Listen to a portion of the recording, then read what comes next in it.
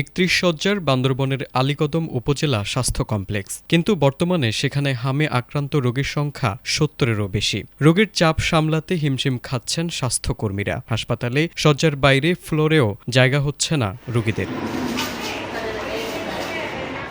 আলীকদম উপজেলার মিয়ানমার সীমান্ত সংলগ্ন দুর্গম এলাকায় গত ১ মাস ধরে ব্যাপকভাবে হাম ছড়িয়ে পড়েছে। এ সময় হামে আক্রান্ত হয়ে আলীকদম ও লামা উপজেলায় ৫ শিশুর মৃত্যু হয়েছে। এখন পর্যন্ত আক্রান্ত হয়েছে ১৫০ শতাধিক শিশু। হঠাৎ করে দুর্গম এলাকায় হাম ছড়িয়ে পড়ায় জনমনে আতঙ্ক দেখা দিয়েছে। এই পর্যন্ত আমরা ৫ জন হামের রোগী আক্রান্ত হয়ে মারা গেছে।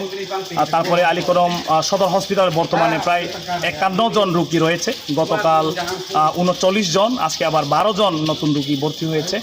আমি মনে করি দ্বিতীয় দফায় যারা আসছে ক্রমাগতভাবে বাড়তেছে। এখন কুলপাতা দুর্গম এলাকার মেডিকেল ক্যাম্প রয়েছে অস্থায়ীভাবে।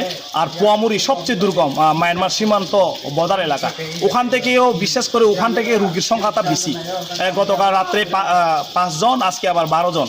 এই ভয়াবহ অবস্থা একটা এদের নাকে রক্ত পড়ে, তারপরে আপনার রক্ত বমি করে, সে ধরনের লক্ষণ, আর চোখের লাল। জনপ্রতিনিধি ও স্থানীয়রা বলছেন, টিকা নিয়ে সাধারণ পাহাড়িদের মধ্যে গুজব ও পাহাড়ি সমাজে কুসংস্কারের কারণে এলাকায় দ্রুত হাম ছড়িয়ে পড়েছে। আমাদের দুর্গম যে পাহাড়িরা যেখানে বসবাস, সেখানে অনেক ধরনের টিউমার ছড়ায়। এটা হচ্ছে কুসংস্কার। এটাকে বিশেষ করে তারা দীর্ঘদিন ধরে হাম টিকা গ্রহণ ন করার কারণে আজকে এই বছরের প্রচণ্ডভাবে আমার কুকপাটা ইউনিয়নের জনসাধারণ প্রতি হাম আক্রান্ত বেশি হয়। তো এটাকে প্রতিরোধ করতে গেলে আমরা যেটা যারা সচেতন আছে, আমরা এবারের মধ্যে অনেক বোঝানো পরে, এবং আমাদের প্রথমত ধন্যবাদ জানাচ্ছি যে সেনাবাহিনীকে, আলীকদম সেনা জোন, তারা প্রত্যেকটি গ্রামে গ্রামে এবং গ্রামের মহল্লা কেন্দ্র গিয়া তারা টিকা প্রদান করেন। তো এবারের মধ্যে প্রায় অধিকাংশ আমাদের যে ব্রু সম্প্রদায়ের হাম টিকা পাচ্ছি।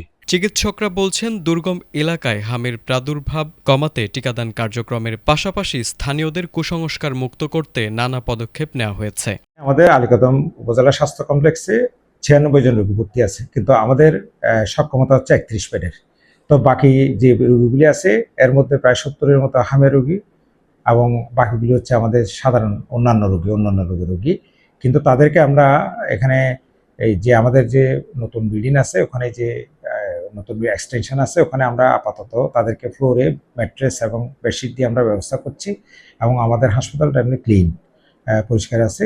আমাদের যে সক্ষমতা আছে তার ৩ গুণের চেয়ে বেশি রোগী নিয়ে আমরা এখন আসলে হিমশিম খাচ্ছি। আমাদের কারণ জনবল থেকে শুরু করে স্বাস্থ্যকর্মী থেকে শুরু করে সব জায়গায় আমাদের সংকট রয়েছে। বিশেষ করে আমাদের পরিচ্ছন্নতা কর্মী নাই বললেই চলে। মাত্র একজন পরিচ্ছন্নতা কর্মী দিয়ে আমরা পুরো হাসপাতাল চালাচ্ছি।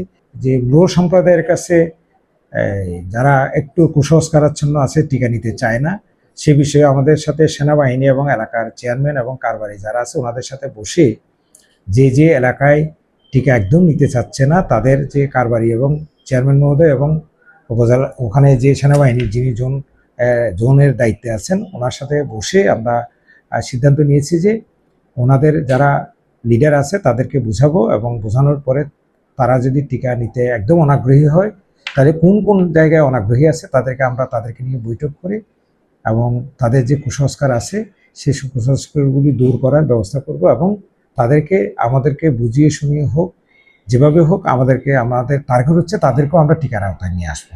আসলে ওখানে আলীকদমের মূল হচ্ছে দুর্গমতা। আমরা দুর্গমতার কারণেই আমরা ওখান থেকে আমাদেরকে আসলে রিচ করতে অনেক কষ্ট হয়ে যাচ্ছে।